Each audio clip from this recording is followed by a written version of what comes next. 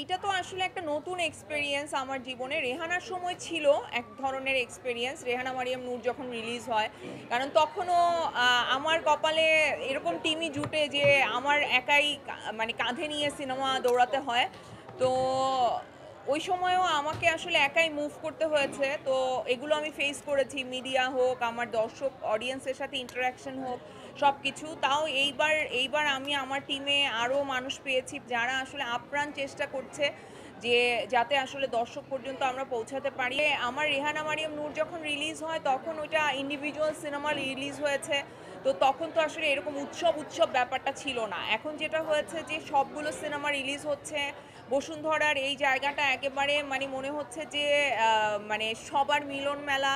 সব আর্টিস্টরা আসছে, সাংবাদিকরা আসছে, ডিরেক্টর প্রডিউসাররা আসছে, দেখা হচ্ছে, আড্ডা হচ্ছে।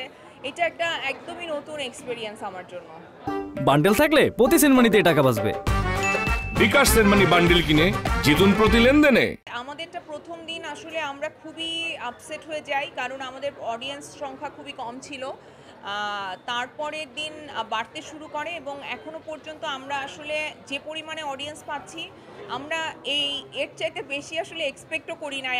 আমি নিজে এখন ধরেন প্রডিউসার ডিরেক্টর কত এক্সপেক্ট করেছে আমি জানি না, কিন্তু আমি যেই বাস্তবতাটা বুঝি যে আমাদের সোশ্যাল সিস্টেমটাই এরকম যে যেই সিস্টেমে আসলে এই সোসাইটি আসলে রেডিও না হয়তো যে একটা নারী কোনো নায়ক ছাড়া একটা সিনেমা দেখবে। আমাকে সবাই জিজ্ঞেস করে তোমার নায়ককে, তো পূজাকেও জিজ্ঞেস করে তোমার নায়ককে।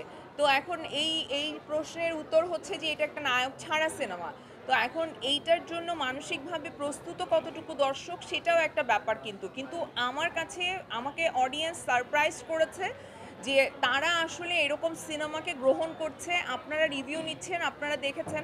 আমাদের টিম তো আসলে কোনো প্রমোশনের কাজেই নাই, সেইখানে আপনারা জানেন যে আমরা তো দর্শককে কোনো কিছু বলার সময়ও নাই, কারণ কেউ কানেক্টই করতে পারছি না আমরা একজন আরেকজনের সাথে।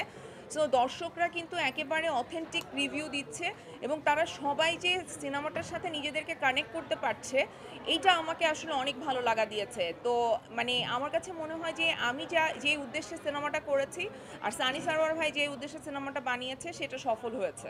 ডেফিনেটলি এইটা বাংলাদেশে বিরল, কিন্তু এইটা শেষ না, এটা মাত্র শুরু। যদি পার্শ্ববর্তী দেশগুলোতে এরকম সিনেমা হয় এবং অডিয়েন্স পছন্দ করে, এবং এশা মার্ডার যদি অডিয়েন্স আসলে পছন্দ করে, আপনারা অথেন্টিক রিভিউ নিয়েছেন, এখানে কোনো বায়াস রিভিউ কেউ নেয় নাই।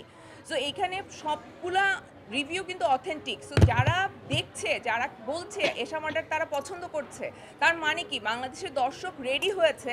এখন আমাদের প্রডিউসার ডিরেক্টরদের কাজ হচ্ছে এই রিস্কগুলো নেওয়া। স্পেশালি প্রডিউসারদের জন্য আমি বলবো যে আপনারা শুধু টাকা লগ্নি করার সময় টাকাটা উঠে আসবে এই চিন্তা না করে আপনারা এটাও চিন্তা করেন যে আমরা সোসাইটিতে আসলে কি ইম্প্যাক্টফুল জিনিস আসলে করতে পারবো। কারণ মিডিয়া শুধু টাকা বানানোর জায়গা না, বা শুধু বিনোদন দেওয়ার জায়গা না, এখানে সোসাইটির জন্য অনেক কিছু করার আছে। সো আপনারা যদি এগিয়ে আসেন তাহলে খুব সহজে আমাদের সোশ্যাল চেঞ্জে মিডিয়া একটা অনেক বড় ভূমিকা রাখতে পারবে।